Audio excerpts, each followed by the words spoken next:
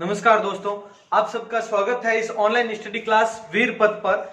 आज के इस वीडियो में हम वन्य जीव अभ्यारण्यों का पार्ट सेकंड पढ़ेंगे। हम कल के पार्ट में हमने सरिस्का और सरिस्का ये दो अभ्यारण्य पढ़ लिए थे।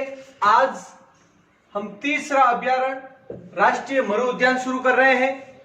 और देखो, पिछले वीडियो में हमने बाघ परियोजनाएं भी पढ़ ली और उससे पहले हमने तीनों राष्ट्रीय उद्यान के बारे में कंप्लीट चर्चा कर ली थी। तो वो अभी तक नहीं देखा है तो जरूर देखें। और अगला वीडियो अब देखें राष्ट्रीय मरु उद्यान के बारे में। अब देखो, राष्ट्रीय मरु उद्यान, सबसे पहले इसकी स्थापना के बारे में देखो। इसकी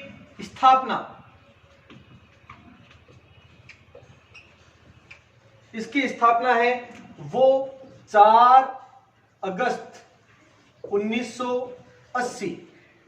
4 अगस्त 1980 को इसकी स्थापना हुई। अब ये कहां पर है वो देखो आप। ये जैसलमेर और बाड़मेर दोनों जिलों में विस्तृत है। ध्यान रखना, राष्ट्रीय मरु उद्यान है, जैसलमेर और बाड़मेर दोनों जिलों में विस्तृत है। अब इसका क्षेत्रफल, राष्ट्रीय मरु उद्यान का कुल क्षेत्रफल है 3162 वर्ग किलोमीटर। मतलब 3162 याद रह जाएगा आसानी से। 3162 वर्ग किलोमीटर यह है राष्ट्रीय मरु उद्यान का क्षेत्रफल। और अलग अलग देखा जाए तो ज्यादा किसमें, तो ज्यादा जैसलमेर में है। जैसलमेर में है इसका 1900 वर्ग किलोमीटर और बाड़मेर में है 1262 वर्ग किलोमीटर। तो दोनों अलग अलग है तो भी ध्यान रखना ये पॉइंट। तो 3162 ये हो गया दोनों को मिलाकर, जैसलमेर और बाड़मेर। अब ये क्षेत्रफल की दृष्टि से सबसे बड़ा है। ध्यान रखना, क्षेत्रफल की दृष्टि से राज्य का सबसे बड़ा अभ्यारण्य, राज्य का सबसे बड़ा अभ्यारण्य,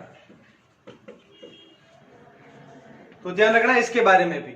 अब देखो नेक्स्ट पॉइंट इसमें कि ये देखो, ये ध्यान रखना आप, ये राष्ट्रीय शब्द है वो नाम मात्र का ही है। ये कोई राष्ट्रीय अभ्यारण्य नहीं है। ये राष्ट्रीय सिर्फ नाम मात्र का है, बाकी साधारण अभ्यारण्य में ही है। ध्यान रखना, कंफ्यूज मत होना ऐसे में राष्ट्रीय शब्द देकर कि ये राष्ट्रीय अभ्यारण्य, ऐसा नहीं है। चंबल में भी सेम उसी तरह से चंबल अभ्यारण्य है, उसमें भी राष्ट्रीय लगा है, लेकिन वो राष्ट्रीय अभ्यारण्य नहीं है। ध्यान रखना, दर्जा अभी प्राप्त नहीं है। अब ये किसके लिए प्रसिद्ध है, तो गोडावण के लिए। गोडावण के लिए प्रसिद्ध है। इसके अलावा देखो, गोडावण के लिए राष्ट्रीय मरु उद्यान तो ही है, इसके अलावा 2 स्थान और है। एक तो सौंकलिया स्थान कहां पर, अजमेर, और एक है सोरसन कहां पर है, 12। ये भी है, मतलब 3 स्थान है वो गोडावण के लिए बहुत प्रसिद्ध है। राष्ट्रीय मरु उद्यान जैसलमेर बाड़मेर वाला, सौंकलिया अजमेर, सोरसन 12 भी गोडावण के लिए प्रसिद्ध है तो प्रसिद्ध। तो इनके बारे में भी थोड़ा ध्यान रखना आप। ये तीनों स्थान है। अब इसके अलावा इसी मरु उद्यान में गोडावण के लिए, मरु उद्यान में ध्यान रखना, एक प्रोजेक्ट ग्रेट इंडियन बस्टर्ड, मरु उद्यान में प्रोजेक्ट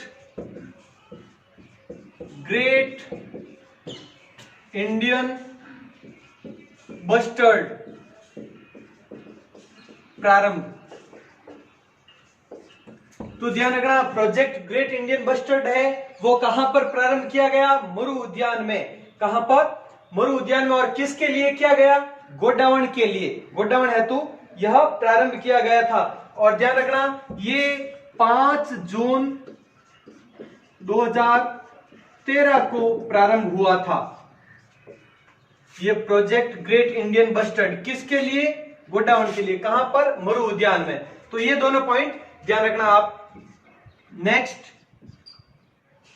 प्राचीन जीवाश्मों की प्राचीन जीवाश्मों की संरक्षण स्थली, इसी को कहते हैं, इसी अभ्यारण्य को कहा जाता है प्राचीन जीवाश्मों की संरक्षण स्थली। इसी के लिए यहाँ पर आकलवुड फॉसिल पार्क स्थित है। आकलवुड फॉसिल पार्क स्थित है और यहाँ पर समुद्री जीवन के 25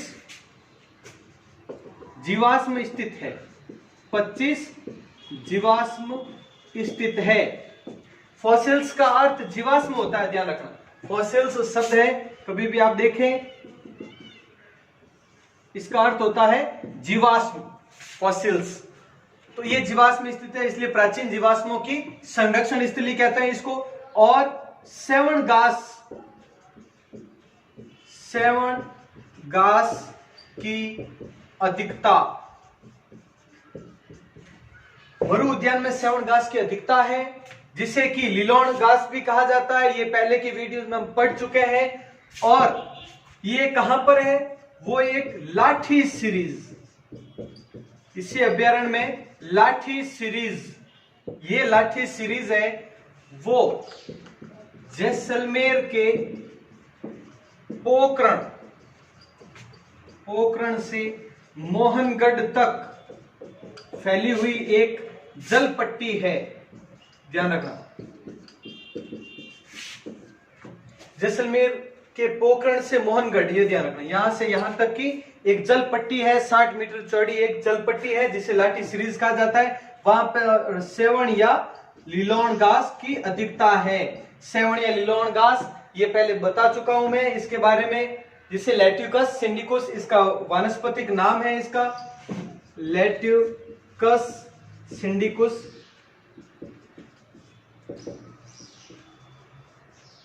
इसका वानस्पतिक नाम है।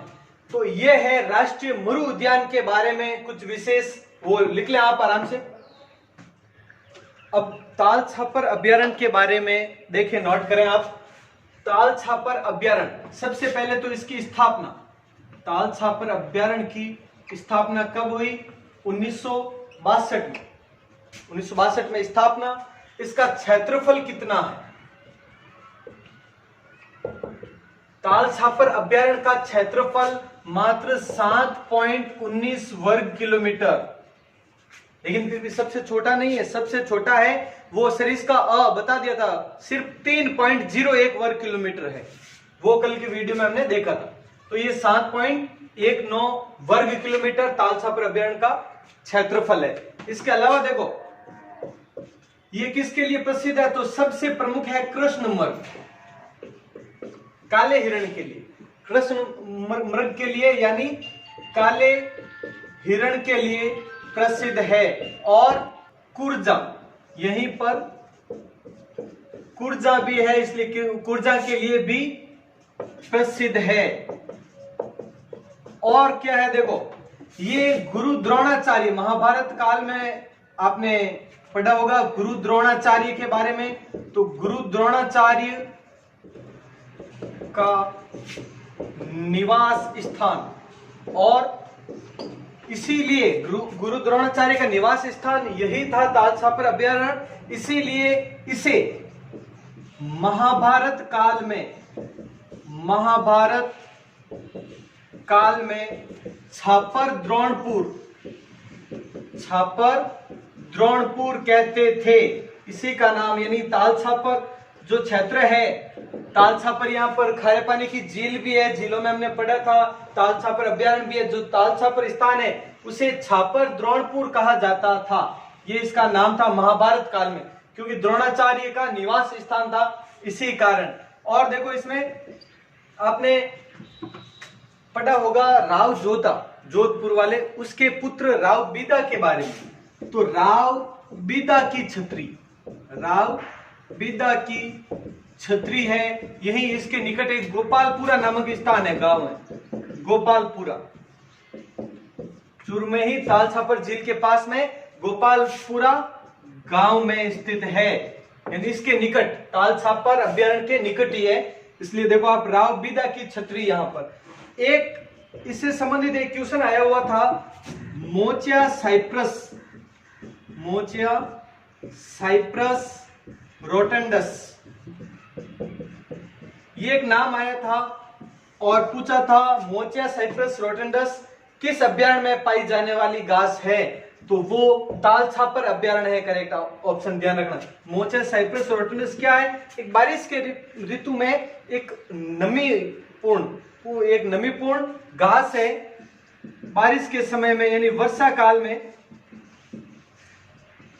काल में उगने वाली एक नम घास, सॉफ्ट होती है, वो सॉफ्ट घास होती है, जिसे क्या कहा जाता है, मोचिया साइप्रस रोटंडस। एक विशेष प्रकार की है जो अन्य जगह पर नहीं पाई जाती, सिर्फ ताल छापर में ही पाई जाती है, इसीलिए ये विशेष है, वो लिखा है आपको। तो ये ताल छापर अभ्यारण्य के बारे में कुछ डिटेल है, तो ये ताल छापर अभ्यारण्य भी कंप्लीट स्क्रीनशॉट ले लो आराम से। और अब देखो, अभी हमने ये 2 अभ्यारण्य, यानी ये चौथा हो गया, ध्यान रखना, 2 कल करवाए थे, आज ये हो गए, तो किस तरह से कंप्लीट हो रहे हैं और हमें करना है आगे, तो वो भी देख लेना थोड़ा सा ध्यान से। इस तरह से हमने सरिस्का वाला कंप्लीट किया है अलवर, यहां से, क्योंकि वो बाघ परियोजना भी थी, सबसे पहले वो कंप्लीट करना जरूरी था, इसलिए वो सरिस्का वाला हो गया दोनों। उसके बाद में अभी हमने जो मरु उद्यान किया है और ताल छापर किया है, ये दोनों मरु उद्यान और ताल छापर, कहने का मतलब उत्तरी और पश्चिमी राजस्थान के अभ्यारण्य, इस तरह से ये 2 ही थे कंप्लीट। उसके बाद में अब हम शुरू करेंगे आगे जो दक्षिणी राजस्थान से, यहाँ के जो भी अभ्यारण्य है वो करेंगे, फिर यहां से चलते चलते फिर यहां तक कंप्लीट करेंगे, तो स्थान के हिसाब से हम कंप्लीट करते जाएंगे ये अगले वीडियोस में। तो बने रहें वीरपत के साथ में, मिलते हैं अगले वीडियो में। जय हिंद, जय भारत।